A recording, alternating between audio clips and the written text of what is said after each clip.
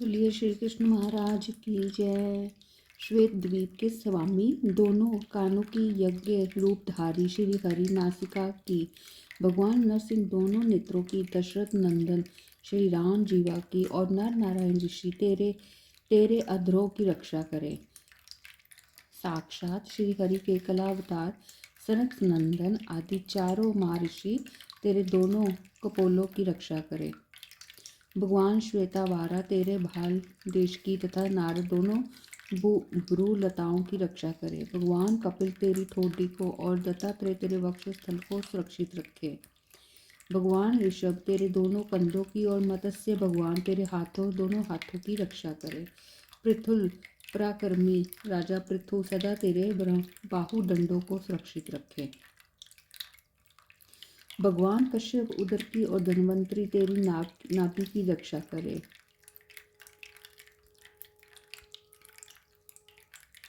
मोहिनी रूपधारी भगवान तेरे गुहा देश को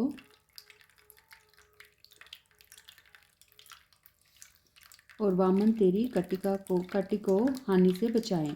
परशुराम जी तेरे पृष्ठ भाग की और बादरायण व्यासी तेरी दोनों जांघों की रक्षा करे। बलभद्र दोनों घुटनों की और बुध देव तेरी पिंडलियों की रक्षा करे। धर्मपालक भगवान कल की गुल्फोर सहित तेरे दोनों पैरों को सुकुशल कर रखे। ये सब की रक्षा करने वाला परम दिव्य श्री कृष्ण कवच है। इसका उपदेश भगवान विष्णु ने अपने नाभि कमल में विद्यमान ब्रह्मा जी को दिया था। ब्रह्मा जी ने शंभु ने दुर्वासा को और दुर्वासना ने नंद मंदिर में आकर श्री यशोदा जी को इसका उपदेश दिया था। इस कवच के द्वारा गोपियों सहित श्री यशोदा ने नंद की रक्षा करके उन्हें अपना स्तन पिलाया और ब्राह्मणों को प्रचुर धन दिया। बोलिए श्री कृष्ण महाराज की जय। उसी समय नंद आदि गोप मथुरा पुरी से गोकुल में लौट आए। पूतना के भयानक शरीर को देखकर वे सब के सब भय से व्याकुल हो गए। गोपों ने कुठारों से उसके शरीर को काट काट कर यमुना जी के किनारे कई चिताएं बनाई और उसका दाह संस्कार किया।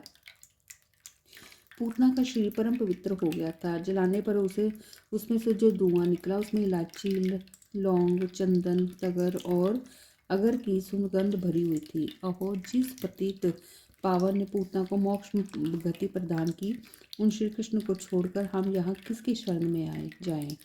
बहुलाश्व ने पूछा, देवऋषि, ये भाल घातनी राक्षसी पूतना पूर्व जन्म में कौन थी? उसके स्तन में विष लगा हुआ था तथा उसके भीतर का भाव भी दूषित ही था, तथापि उसे उत्तम मोक्ष की प्राप्ति कैसे हुई?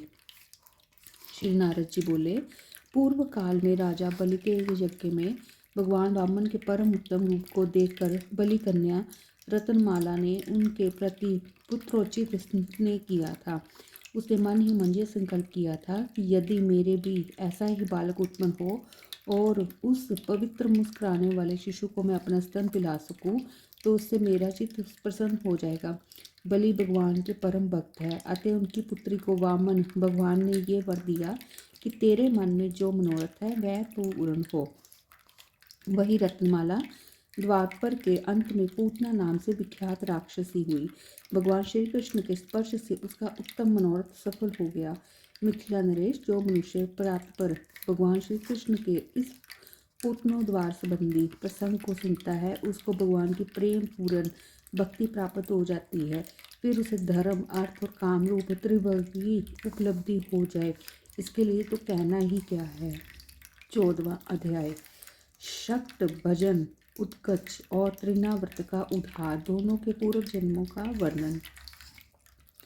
श्री गर्ग जी ने कहा, शौनक, इस प्रकार मैंने भगवान श्री कृष्ण के सर्वोत्कृष्ट दिव्य चरित्र का वर्णन किया। जो मनुष्य भक्ति पूर्वक इसका श्रवण करता है वह कृतार्थ है, उसे परम पुरुषार्थ प्राप्त हो गया, इसमें संशय नहीं।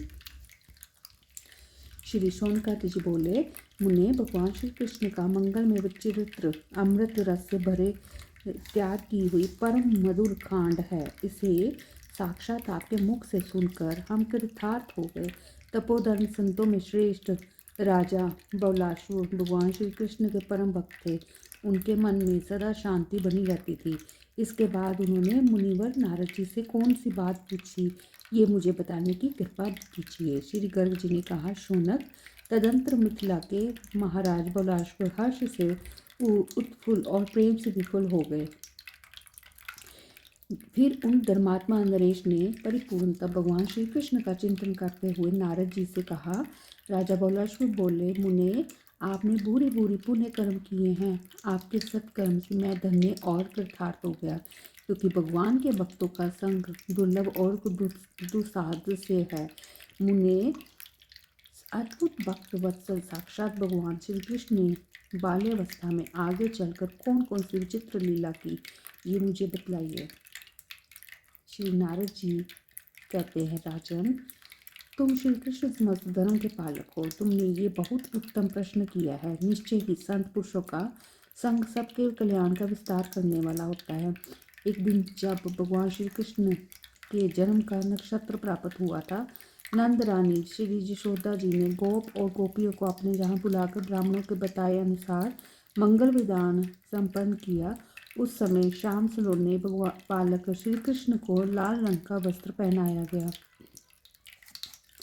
अंगों को सुवर्ण में भूषण से सुशोभित किया गया। उन्हें गोद में लेकर मैया ने उनके विकसित कमर सदृश कमनीय नेत्रों में काजल लगाया और गले में बदन खार युक्त चंद्रहार धारण कराया तथा देवताओं को नमस्कार करके ब्राह्मणों के लिए उत्तम धन का दान किया। तदंतर गोपी यशोदा जी ने शीघ्र ही अपने लाला को पालने पर लिटा दिया और मंगल दिवस पर गोपियों में से प्रत्येक का अलग अलग स्वागत किया। उस मंगल भवन में उस दिन बहुत से गोपों का आना जाना लगा था। अतः उन्हीं के सत्कार में व्यस्त रहने के कारण वे अपने रोते हुए बालक का रुदन शब्द सुन न सकी। उसी क्षण पापात्मा कंस का भेजा हुआ एक राक्षस आया। उसका नाम उत्कच था। वह बाजुमय शरीर धारण किए रहता था। वह आकर छकड़े पर, जिस पर बड़े बड़े वजनदार दही दूध के मटके रखे जाते थे, बैठ गया और बालक के मस्तक पर उस शकट को उलट कर गिराने के प्रयास में लगा। इतने में श्री भगवान कृष्ण ने रोते रोते उस शकट पर पैर से प्रहार कर